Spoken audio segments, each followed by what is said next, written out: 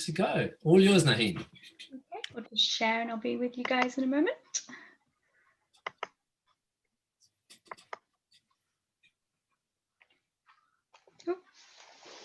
Okay, good evening everybody. My name is Naheen Madarbakus-Ring and thank you for joining me today. We'll be talking about teaching listening in the pre-sessional classroom. I've just finished or about to finish a PhD at Victoria University of Wellington, and I've just started a job at Nagoya University of Commerce and Business. So my actual research will talk about the university in New Zealand. So today's presentation is teaching listening in the pre-sessional classroom. So first of all, I'll just talk and give a brief overview of what is listening and how it's taught. I'll then outline my own study and talk about the methodology, which we'll talk about today, which is the situation analysis. And then we'll spend some time looking at some of the results that I found from teaching listening. After offering a few pedagogical implications, there should be some time for some questions at the end. So first of all, what is listening? And it's important for us to know more generally what listening is. And we can divide that up by 4 processes, which are as follows. So neurological and pragmatic processes focus on the hearing or listening of input and our consciousness that we put towards that and how we attend to the input. Pragmatically, we are looking at how we infer the speaker intention in any input that we hear and how we add social frames, so how we put our own interpretations or meaning to that, and then also how we are going to respond to it also. Perhaps more familiar in our own classrooms are linguistic and semantic processes. So we're looking at how we perceive speech, word recognition, so what words we know, and also looking at intonation, speech, and body language. Semantically, we are focusing more on the sentence level. So we are looking at the comprehension, our inferencing, and also what we know from before, so our previous knowledge, and how that reacts or relates to our memory and putting together those interpretations. Together with how we listen more generally in the classroom, we probably are familiar with these approaches of bottom-up and top-down, and thinking more specifically to listening, focusing on bottom-up approaches which look at the smallest units of a sound and also look at how that leads more towards meaning. We can put that together with top-down, which focuses more on background knowledge and contextually understanding a message, so for example, predictions. But what's important to know here is that these are 2 ends of the spectrum, but we need both of them to achieve successful comprehension in listening. We can also use language learning strategies, so we can use metacognitive, cognitive, and socioaffective strategies. These are used more generally in language learning, but for listening, we can metacognitively ask our students about the process, to reflect on that process, and to think about the difficulties that they had in their listening lessons. Cognitively, we can keep a record of the practical use of completing activities and think about what we are actually doing to listen, whereas socioaffectively, we can divide that up and think a little bit more about students' attitudes and motivation and confidence towards listening, as well as sharing ideas with others in perhaps peer activities. So with all of these ideas and approaches together, we can think about how we teach listening and think about all the tools that we have. But unfortunately, there are still challenges that we face. Often called the Cinderella skill in second language learning, there are challenges in teaching listening, not only for teachers, but also for the students that are learning from them. For teachers, we can see that there are some problems in terms of what is available. Although there is more research being done in the area of listening nowadays, it is still the least investigated skill when it comes to reading, writing, and speaking. We can also, as teachers, feel overwhelmed by technology and the listening resources which are available, and maybe feel unqualified to teach any of these methods, as well because we view it as a passive skill. It tends to have a low priority in syllabi compared to speaking and writing, for example, which tends to be in examinations. We may be restricted by the authentic text available in textbooks, and then we are overwhelmed by the accessibility of listening resources available on the internet. But irrespective of whichever one we are using, listening can be difficult to measure in terms of progress, difficult to manipulate the input which we are using, and we may have limited knowledge in understanding how to teach that to our students. Similarly, our students have the same kind of problems because they want to monitor and evaluate their progress, and they can't really do that if they get to a roadblock when they are listening. They prefer the tangible skills. So for example, comprehension questions, being able to understand if they got 8 out of 10, 9 out of 10 for something. But we have another problem in terms of our students may not have frequent exposure when it comes to listening in English, because they may just listen in the classroom and not go home and listen to anything in English there. There are noticeable listening knowledge gaps between our different learners because they all have different learning styles. There could be different L1 to L2 transfer interference, and they all have very different learning disparities. So this can, of course, lead to low motivation and no confidence to listen at all. So one way we can think about these challenges and what to do about them is thinking about finding out what teachers do in the classroom. And there are 2 studies which I would just like to introduce to you, which did just that. So with Graham's 2018 study, she looked at the perceptions of 115 post-16 foreign language UK teachers, and she found that they taught effectively, but they were driven by textbook language and listening instruction. So when she asked them to describe what they did, they just kind of listed listening procedures and how they completed the task, and they were unsure of what listening strategies were and how to teach them to their students. So no process-oriented approaches were recognized in any of their discussion. Seagar's 2013 study looked at the practices of 10 teachers in a university EFL teaching context, and he found that there was also evidence of product-based approaches, which were also textbook driven. So of the 29 in 29 of the 30 classes which he observed, he found that comprehension questions were used in over 300 instances. There was a bottom-up word focus in 70 instances, and much less metacognitive instruction, which was only used 24 times in 30 classes overall. So although there was a bit more of process-based activity in his observations, there is still this division between product-based and process-based activities in listening. So my study wanted to find out more about what the teachers were doing in my context when it came to listening lessons. So my study was divided into 2 phases. Phase 1 looked at investigating teachers and learners using a situation analysis. And with teachers, I recruited 15 teachers to complete a teacher survey, teacher observation, and teacher interview. So 3 of the 15 teachers I observed and interviewed, in fact. For the learners, I had 5 classes where I recruited learners from 5 classes from different levels, and they were asked to all complete a learner survey, and then I interviewed 20 learners in a focus group. This all led to phase 2 of my study, where I had a learner's classroom intervention. So I had 3 different classes and 3 different conditions, and I was investigating how they used 5 lessons which used metacognitive instruction using TED Talks as a listening resource. And this was done over alternate weeks. However, for our presentation today, we'll look at the phase 1 results from the teacher's survey in the situation analysis. So just a few more details about that. So I recruited 15 teachers who were currently teaching at a pre-sessional EFL program at a university in New Zealand. Just to give you an idea of the teaching context, each class had 2 teachers. So one lead teacher would teach 3 to 4 days a week, and a co-teacher would teach 1 to 2 days a week. Each course was 14 weeks in length and had 19 hours a week of instruction, with each of the 4 skills, listening, reading, writing, and speaking, having been taught, and they were taught with an in-house textbook, which was developed by the EAP department. Each class had a maximum of 16 learners, and they were fairly confident and motivated learners, as they were, if they passed the course, then they could go on to study in undergraduate or postgraduate courses. So as I mentioned before, my situation analysis for my teachers consisted of 3 different research instruments, but we'll be focusing just on the results from the online teacher survey today, which looks at the survey which I distributed via Qualtrics.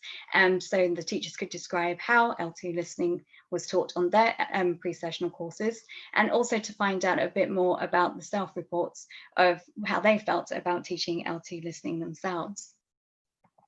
My main research question for the teachers was, how do teachers in a university EAP program teach listening, and what do they say about their teaching practices?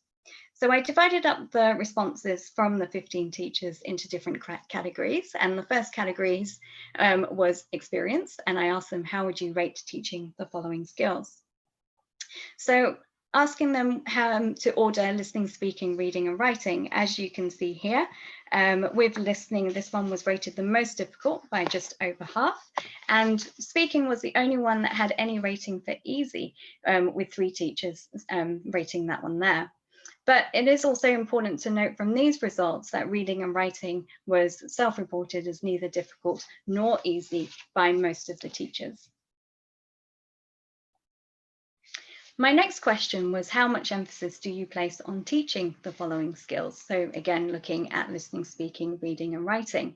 So if you have a look at the results here, you can see that overall writing is given the most emphasis, possibly because it's more time consuming in class, but listening is not far behind, despite the difficulty which the teachers had self-reported before. But all in all, we can see that equal emphasis is given to all of the skills. Although speaking does have quite a high number for no emphasis or some emphasis, we do need to remember the context that perhaps the co-teacher was more responsible for teaching speaking than the lead teacher was. So then I asked the teachers to self-report on their practices, and more generally, I asked them, which of the following activities do you use with learners? And I used the 23 activities from Graham's 2018 study to ask them which ones they used more frequently. So in terms of the activities which they usually or always used, we can see here that activities which were numbered 3, 4 and 5, so listen for specific details, gist or key words, were overwhelmingly used by the teachers. These show that these are quite product-based comprehension activities which were preferred by these teachers. And it could be because they are test task types, i.e. these were the kind of questions which were coming up at the end of the course. So they were quite relative to the textbook skills which the teachers and the learners were exposed to from the course curriculum. It also meant that both teachers and learners could check their answers, which offers some form of tangibility in listening as well. In contrast, the other end of the scale showed the activities which the teachers did not use, and I divided this up into two different types of activities. So with the first set here, you can see that these are quite linguistic focused activities, so i.e. looking at voice, emotion, so intonation, distinguishing one speaker from another if there is more than one speaker, and also identifying word boundaries, so very, very linguistic focused when you are hearing a conversation or some kind of input. The other area was looking at process-based tasks, so looking at asking learners to keep a listening log, to ask them how they did something, but also to reflect on how they felt about something. So it could be that these are quite time-consuming, or it could be that it is quite difficult to split and to teach linguistic focus activities, to ask learners to break down or to chunk input as they hear it. So more specifically, I wanted to find out what the teachers did in each of their stages in their classroom. So this section looks at their before, while and after practices. So in before listening, the teachers were given a choice of 5 different activities, and in line with their general activity choices, we can see certainly that they were using a range of prediction, comprehension and vocabulary activities in their before listening choices. These were viewed as the most preferred activities, but it is important to note here that in before listening that a lot of the teachers, so more than 2/3, did choose to use all of these activities in before listening, so it was quite a popular stage. In while listening, we gave the teachers a choice of 7 different activities, and here what's important to note is that there was some kind of follow-up to those before listening activities. So the teachers were asking learners to verify their predictions, to find out more about the keywords, were they using them properly or not, and they were also very keen not to interfere with the listening process. This is also confirmed in their never rarely choices, as they showed that they did not like to pause the recording at the end of each section, each question, or at the end of speech boundaries, suggesting that the teachers would just play the input once or play it again and just leave it. So then the learners could answer their questions as they could. So there was a clear follow-up on pre-listening activities and no interference with the input itself. In after listening activities, the teachers were given 6 activity options, and this again was in line with the product-based activities and being able to offer students some tangibility in terms of going over the answers to check if they were correct or not, but also extending the language use by asking learners to answer or use the target language which they had focused on in the lesson. They also used this stage as an opportunity to give feedback and to advise learners on their difficulties, so to use the language productively. So there was a big production focus on this stage as well. However, it's important to note that there still wasn't much opportunity for the learners to reflect on what they had done. So these process-based tasks were lacking in the after listening activities, although the teachers did offer some kind of metacognitive advice by giving them feedback in this stage. So this leads us to our actual ideas of what is happening in listening. So from the teacher's experience, we can learn that listening is the most difficult for them to teach, and a lot of these particular teachers found speaking the easiest to teach. However, with reading and writing, they rated that exactly the same, but I'd have to do a little more research and get some comments as to why they thought that. With teaching listening, there was a clear emphasis on all 4 of the skills being taught equally in the course, with in this particular context, speaking had the least emphasis, possibly because there was a co-teacher who was responsible for that. And in their self-reported practices more generally, they were using prediction and vocabulary activities. This was again confirmed when I asked them about before listening, so again focusing on prediction and vocabulary, although there was a notable observation that they didn't really use previous vocabulary or previous language from other lessons. In while listening, there was a clear correlation between the before listening activities which were used and also a follow-up on those listening predictions and vocabulary. But a lot of the teachers were very hesitant to pause the recording or interfere with the recording, preferring just to play it all the way through once or twice rather than stopping and starting again for the students. And after listening, this was used to check not only the answers from before, but to use the answers to give advice and feedback on learners' difficulties. With the learners, they didn't have a lot of chance to reflect on their tasks or feelings, certainly not in class, so there could be more opportunities to offer more process-based activities in this stage. So the pedagogical implications suggest that teachers find listening the most difficult skill to teach, but there is still equal emphasis given to listening as much as the other skills. They do tend to use more cognitive than metacognitive strategy training in class, meaning that there tends to be more practical ideas and more product-based activities in class rather than process-based or reflection-based activities in class. So this could be something that could be integrated together. They did use fewer linguistic focused activities. So for example, not really focusing on tone of voice or distinguishing speakers or focusing on word boundaries. But they did use more pre-listening activities to give learners quite a choice of bottom up and top down activities rather than while listening and post listening, which kind of followed a more set routine in their lessons. Naheen, just a 5-minute warning. Thank you. So the recommendations from these results show that perhaps Providing enhanced guided listening instruction for teachers would be useful to incorporate more process-based strategies in their teaching. To offer training which uses more process-based frameworks, which could complement these product-based activities a little more clearly. To offer students more self-study opportunities, and then they can learn to be more independent in class and be able to use these strategies out of class themselves. And this also points to other avenues of future research. So obviously looking in this presentation at teachers and what they think. I also conducted a situation analysis of what learners think.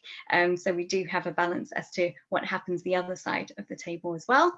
And then with phase 2, having a look at how to actually use process-based listening instruction together with these different product-based activities. And I hope to continue researching in these areas as I go along. Okay, well, thank you for listening. If you have any questions, please let me know. We've got one question in chat from Andre. Andre, do you want to read your question? Turn your mic on, go. Okay. Okay, all right. Yeah, thank you very much, Naheen, for your presentation. So, there's a couple of questions actually. So first is, what were the reasons for teachers not really encouraging students to keep a listening log? Mm-hmm. And also, was there any evidence of teachers getting their students to kind of share how they're practicing and learning listening beyond the classroom? Yeah, I mean, it wasn't so much from the surveys, but I did interview 3 teachers, so I can kind of give you a little insight there. So the teachers in the interview said that they didn't really keep a listening log, more for time constraints. So a pre-sessional course, of course, has a lot of course demands, and they felt that to be able to train the learners into using a listening log would take a lot of time. And then by telling them to go and do some extra listening outside of class, it would be fun. It was just kind of an extra burden, an extra homework for them. Interesting. Okay. So that's your first question. I'm just looking on chat. So did teachers encourage students to share how they practice? Yeah, I mean, we did kind of have some metacognitive kind of reflection questions at the beginning of the course in the textbook. So it's like, how do you listen? What do you do generally? But what I found in the textbook that we had was that it wasn't constant throughout the course. So they would maybe do it at the beginning of the course and they would do it at the end. So when I did my intervention in the classroom, I got them to use the same metacognitive questions and a listening log every 2 weeks for 75 minutes was the entire course. And it was about 15 minutes where they had to complete the journal. So it didn't actually take that long. I did set it as homework once, but they didn't do the homework. So I would suggest you do it in class. So that's the way to share, I think, and just kind of, especially with Zoom and things like that, it's quite nice to kind of do things online, and video diaries and online diaries, I think, work. Right. Okay. Thank you very much. All right. Okay. There's a question from Tomoko Watanabe. You there, Tomoko? Yes. Thank you for your presentation. My question is, sometimes self-reporting and actual practice are different. They don't do what they think they do and vice versa. Did you find any example in class observations? So for my students themselves, you mean, or for the teachers? For the teachers. Teachers. For the teachers. I thought the teachers were fairly honest in their self-reporting, actually.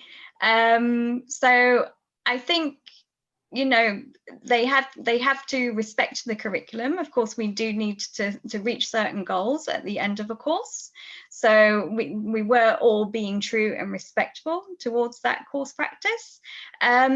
I think my teachers were kind of honest enough in terms of, okay, yeah, we know how to do A, B, C when teaching listening, but we don't know how to do D, E, F. And one of the things that came up was we don't really know how to keep a diary and to keep that grading load down and to keep the time constraints down in class. So I think that they were pretty honest in the 3 that I watched anyway. Thank you. Okay. There were some other questions there, but I'm sorry, we're out of time. It's 5:10. Can I suggest that if you want to continue the question and answer time, go to the Hangouts room and do that, or I'm sure you'll be quite happy for people to contact you through email. Yeah. So yeah, I've just put my details in the chat. So please feel free to message me. So before you lock us out, I'll just send this again. But thank you very much for attending, and keep enjoying listening. Okay, well, thank you very much, Naheen, for your presentation today. We'd like to give you a round of applause. If everybody turns on your mic and makes a lot of noise. Thank you. Thank you for being here. And I think it went very smoothly for both of us. Yes. Well, good luck for the other ones you need to host, definitely. Thanks a lot. All right then. Take care. So you okay for me to close up now? Yes. Thank you. Okay. Thanks a lot. Bye. See you, Naheen. Bye. Hey, Andy.